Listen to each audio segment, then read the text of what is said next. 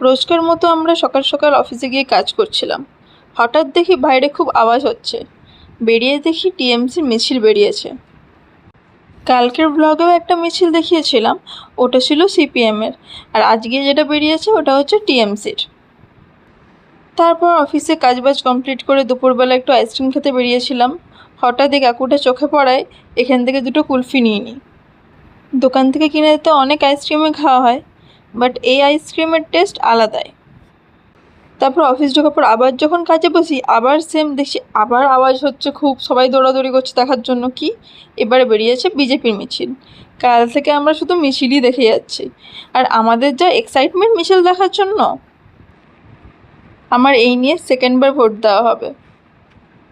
তারপর অফিস সব কাজ কমপ্লিট করে রোজকার মতো বাড়ি বেরিয়ে যাই।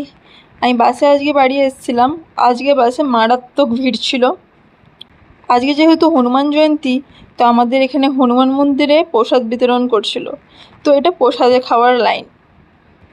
এত বড় লাইন দেখে আমি তো অবাক হয়ে গেছিলাম যে কী এমন প্রসাদ দিচ্ছে যে এত লাইন। আমরা একদিন অফিসে চিপসের চাটটা করেছিলাম, সেটা মা তো দেখেছিল, মাকে তো খাওয়ানো হয়নি। তো আজকে ফাইনালি আমরা বাড়িতেও বানিয়ে নিই। বেশি কিছু না, ওই আলুর মধ্যে ছোলা, পেঁয়াজ কুচি, টমেটো কুচি, লঙ্কা কুচি, তারপরে চাট মশলা, আমচুর পাউডার, জিরে ধরে গুঁড়ো এইসব দিয়ে দিয়েছিলাম, স্বাদ মতো নুন।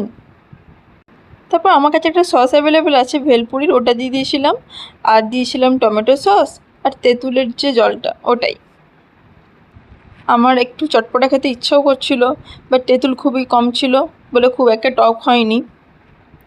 এটা তো বানানো খুবই ইজি, কারো কাছে যদি কম সময়ও থাকে সে এটা বানিয়ে নিতেই পারে। এটা বাচ্চা থেকে বড় সবারই খুব ভালো লাগবে। এটা বানানোর পর তো আমাদের বাড়িতে ঝামেলা লেগে গেছিলো। কেউ বলছে তুই বেশি খেয়ে নিয়েছিস, ও বলছে তুই বেশি খেয়ে নিয়েছিস। আর যারা যারা দেখছো প্লিজ লোভ দিও না। জানি এসব দেখে একটু লোভ লাগে, বাট প্লিজ নিজেরা নিজেদের বাড়িতে করে খাও। আর এদিকে আমি যখন বানাচ্ছিলাম, আমাদের হান্ডু সোনার নাকে গন্ধ চলে গেছে। ওর তো এসবের দিকে প্রচুর নজর, ওকে দিইনি বলে কত রাগ। তারপর ঠাকুমার রুমের সামনে দুজন মিলে এভাবে শুয়েছিল, ঠাকুমার রুমে টিভি দেখছিল। এইটুকু খরগোশ দেখলে কী হবে, প্রচুর রাগের। তারপর এদিকে হানিকে একটু আদর করার চেষ্টা করছিলাম।